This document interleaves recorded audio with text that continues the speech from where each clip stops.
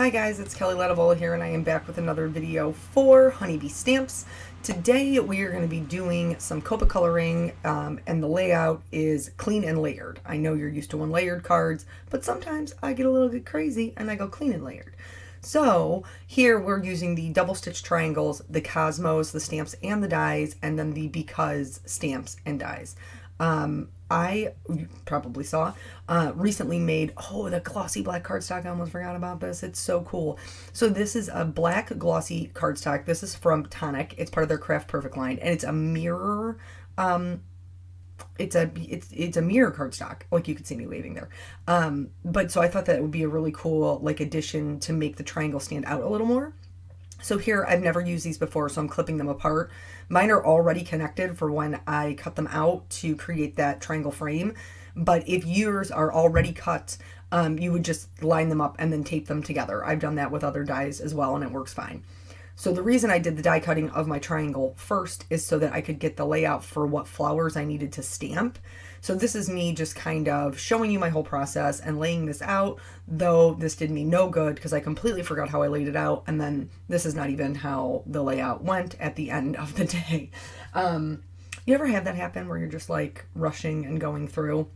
So I did stamp a couple of extra leaves, just because I always find with my floral arrangements that I'm wishing I had an extra something to tuck somewhere, and I don't want to restamp and color and everything else. So it's just easier to stamp them all in the beginning and then cut them out. And if I don't use them, I don't use them. I am using Gina K Amalgam ink because, like I said, we're going to be doing some Copic coloring. I did end up stamping this twice, I think, because the way that the stamp is drawn, there's so much detail in the center, and I didn't give it really super good pressure. So this time when I went through, I made sure to push extra hard in the middle. So once that's done, I'm going to get into the Copic coloring. And the way I picked my colors was, I really love pink. I really love pink and yellow, but my natural inclination is go to a yellow green. So I decided to switch it up and use some teals, some blue green colors, just to make it a little bit different than my norm. So as far as the Copic coloring goes, I'm starting with my lightest color, going out to my darkest, just like I normally do. But here I'm only adding shading to the center of it, and you'll see on the petals that are pushed in the back, I am lining the sides. So whenever two objects are next to each other or one is on top of the other, there will be shading. So I'm just go ahead and putting in those lines so I know to continue to add shading to that area. Some people call it mapping, like where your shadows are.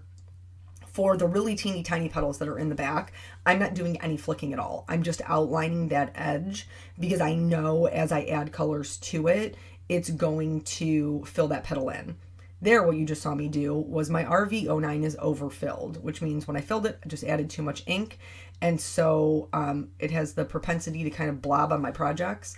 If you have pens that are like that, either you have overfilled them or they've come that way, just take the cap off of the back. It equalizes the pressure in the barrel, and then it won't dump ink all over your project. For the darkest color, I'm pretty much concentrating it just in the center of the larger petals, so that way it's not all dark right up against each other. And then for the smaller petals, anywhere, like I said, that one's on top of the other, I am adding that in. Now, once the darkest color is put down, I'm going to go back and do the same thing all the way out to the lightest, filling in that white area as I go. Each color, each consecutive color should come out a little bit farther than the color before it. So all of my RV09 will cover all of my RV69. All of my RV04 will cover all of my RV09. And then you'll see when I do the RV02, pinks are special. I mean, they are because they're pretty, but they're also special because the RV02 picks up so much of that RV04. It just lightens the ink up so much that in situations like this where I only have just a little bit of it, I come in from the top side. Instead of covering everything all over again, I'm just going to bring it down to blend into the RV04 so I don't completely get rid of all of my shading. For some of the ones that are in the back, it's really just going to be like a little line of the RV02. There's not going to be much to it, but in real life, those petals would be darker because they are pushed all the way in the back and they're not catching as much sunlight. Now, you'll see when we get there. So I'm going to do the center and then the leaves next. But I wasn't going to show you the coloring of the other flower, but I decided to because it is shaped so much differently and there's other things going on there that we didn't talk about with this flower. So I decided to just go ahead and show you both. For the shading on the inside of the flower, I just did it darker where the flower was curling up over it and left the lighter edge on the, what is that, the top left-hand side. And then here, I love color variation. Okay, it's one of my favorite things. And I really, really love it with watercolor. But every once in a while, I do like to add it with my Copics. So here, I just picked a couple of random petals, no rhyme or reason to it. I left some completely pink and then I added yellow to some of them and then went back in with the RVO2 and blended that in just to make it a little bit original or unique so that there was something else going on with the flower besides just a hot pink flower. Know what I'm saying? These are the Cosmos, by the way, if I didn't say. Honeybee Stamps has got a bunch of flower sets they have come out with and I love all of them because they're such good sizes. But this is the one, honestly, the reason that I ended up with these is because it was the first one I found the stamps and the dies for, and that was it, because I would have worked with any of them. I love them all. So as far as shading for the leaves, not much to it because there's not much real estate here. So just really kind of making the center a little bit darker. Here's where we're switching back over to that petal. So let's talk about the shading for this. Mostly the same, except for where there's 3 petals that curl up over themselves. So this one on the right hand side that we're getting ready to color here is curled up. So the part that it's curled over would be darker. This one here in the front where it's curling up, the center of it, like the part that the flower is coming up over, is definitely going to be darker, guys. Will definitely be darker. That's where you're going to add some of your darkest shading. And then the one on the bottom left has just a slight curl to it. The parts that are coming up over the petal, you want to make sure that you leave yourself a little bit of a highlight there to separate everything from the center. They would be lighter, they would catch more light because they're curled up. So that's just something to keep in mind. You would also have the darkest shading where it would be, the darkest shading is going to be on the base of the petal where closest to where that highlight is. So you're going to have a really light area next to a really dark area. I hope that makes sense. And then also you can see, I did it with the first flower too. I'm periodically adding just a couple of little flicks to accentuate the like torn edges that the flower has. And I'm doing this mostly with the RV09. So not the darkest color, the second darkest color. This is a short video for me. I don't even know what I'm doing here. So what else have I been up to? Oh, so we did go to the lake. We only ended up going for like a day and a half. We got there on Friday night. So we get there on Friday night and nobody's been there since we were there the last time. So everything's kind of just as we left it, opening up the place, getting what is it? It's like probably about 9 o'clock at night when we get there. And so we're outside like doing the chairs and stuff. And because it's by the lake, there's spiders.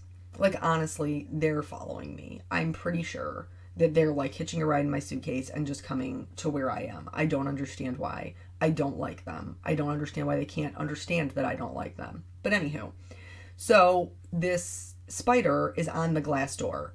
And I have to tell you, even though I think that they're disgusting and they totally creep me out and give me the heebie-jeebies, this, you know what a sliding glass door, so like the span of a sliding glass door. One pane of the sliding glass door, this spider has created this web from one side to the other side. It is at least 12 inches wide, this web that it's created. And it's huge. It's probably like the size of a 50-cent piece. It's an enormous spider. And he's just chilling in the middle, waiting for dinner. And so I tell Eric, well, if you watch my Instagram, then you probably saw the spiders. But so I told Eric, I was like, dude, you're up. You need to kill it. So he does it very efficiently. He claps it in between 2 pairs of shoes. It falls to the ground and dies. This is wonderful. Okay. So then we go back in, clean up, get everything out of the truck and, putting everything away and blah, blah, blah. And about an hour later, I'm going back outside out on the deck so Molly can go potty. And there's another one in the same exact spot. Like he just moved. What did Eric say? Like his uncle just moved into his nephew's web or something like that. Just like made it his home. And so then Eric kills that one. And then I see up in like the like hanging off the, what is those called, eaves of the roof, there's another one and he's casting a shadow. So then he gets that one. Well, apparently up there they have a duster, and the way Eric described it is totally accurate. It looks like an enlarged toilet brush, like it's got the round, fluffy head on it, but they use it to clean up the spider webs at the cabin. So apparently this is just a common occurrence. I know spiders like to be near water. I know that's a thing. So he takes the enlarged toilet brush and then he just starts like wiping away all of the like underneath the eaves, the roof part of it. He's just like wiping up all the spider webs. And I'm like, how do you know you're not picking up spiders? Like, what are you doing? Like, you could just be, you're picking up their webs, you're picking up the spiders. And he was like, I'm not picking up the spiders. And I'm like, no, I'm pretty sure you are. So I think, now he didn't say it was to prove me wrong, but I'm fairly sure that he thought that he was going to prove me wrong. So he puts it on the deck and like on its side and starts spinning it. I am not exaggerating when I tell you that there are spiders that start flying off like toddlers that don't have a good grip on the merry-go-round. Like, he's twirling this thing and there's spiders flying off of it. It was like 2 or 3 of them. But then because they have so much momentum behind them, like they just keep flying. So now he's got to hunt them down to kill them. I'm pretty sure we didn't get one. But yeah, like that was my first night experience at the lake. So now pretty much I just don't want to go outside when it's nighttime. And I'm sure you can probably understand that. So, back to the card. So now I've die cut everything out. You can see that. And I'm trying to remember how I had arranged it. You probably saw me trying to pry up the triangle because I just got so excited that I just stuck it down and I didn't remember that I wanted to tuck the flowers behind it. This is what happens when Kelly rushes, okay? Everything that like could go wrong did go wrong. So I have to pry up the triangle. I can't remember where I want this flower. Then I finally establish a place that I'm going to put the flower, and the foam tape is too big. So now I got to pull it back up. I've successfully bent the what is that called? The stem. Oh my gosh, it's a day. I successfully bent the stem. So now I can't even like slide it in as far as I want. I'm trying to have to like pull it through with my fingernails, which is, if you watch my Instagram, you know I just recently filed my nails down. This card is what was the catalyst, because I was having such a hard time with the die cuts, and then later on with the rhinestones, I was just like, no, these things have to go. They got to go. They're annoying the crap out of me. So here I have because I did cut the halo out of the glossy cardstock so it would blend in with the triangle. Because it is a slick surface, I had to be careful in gluing it down. Now, Tombow on a multi-glue dries super fast, so I just had to hold it there for a second, and then I was pretty much good to go. I'm going to add in this one extra leaf, and I'm going to pop that up as well, just like I've done everything else. And I wasn't really sure, like I wasn't really loving how the You're Amazing fit into it. You guys watch my videos, you know that my preferred design is I like everything super tight. I like my sentiment in with the focal point. I don't like it like off here on its own, having its own party. Like, I want to come sit at my lunch table and hang out with me. That's how I want them all to be friends. So because I just scooted it over a little bit farther to the left so that I could fit the You're Amazing up over the S. For this one, I just added foam tape to the left and right hand side so that way there would be no, it would all be level on top of the triangle. Like I said, every once in a while, Clean and Layered kind of does it for me. But because I had done that, the last video I did with the crystal frames, I was really regretting not doing any florals with it. And so that like geometric shapes and florals was kind of in my head. So that's how we got here. So for this one, I needed to sit level on top of the because, so I'm not going to put any foam tape in between it. I am going to add a little bit of glue so it adheres to the S portion of it. And then it felt a little disjointed. So in order to bring it all together and kind of draw your eye around the card, I picked up some of I think they're called Moonlight. They're super cute. I'm currently considering putting them on my nails. I'm not going to lie. Yeah, they're Moonlight or rhinestones, I'm sorry, from Honeybee, and they're like a iridescent white. I love them because most of the time when I do sequins or rhinestones, they're clear white, something along those lines. The last thing that I'm going to do is put on some clear glitter on top of the flowers because everything needs all of the shimmer, and then that's it. That's the whole card. So thank you guys so much for joining me. I will be I'm sure I'll be uploading something later this week because I have a few in the queue. So I will see you on the next one. Bye.